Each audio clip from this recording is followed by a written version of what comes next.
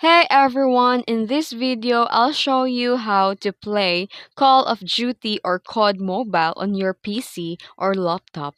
Let's get started. First, open a new web browser on your PC or laptop, and here you can use Google Chrome, and here in the search bar type Gameloop, and after done typing press enter.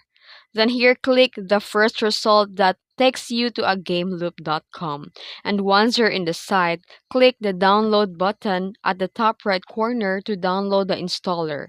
And then after it downloads, open the file and click yes. Then click install. This will install the Gameloop emulator.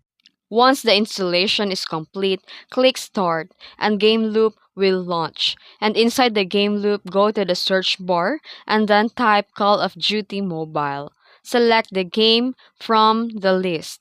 Then click Install and wait for the download to complete. Since the COD Mobile is a large game, the time will depend on your internet speed.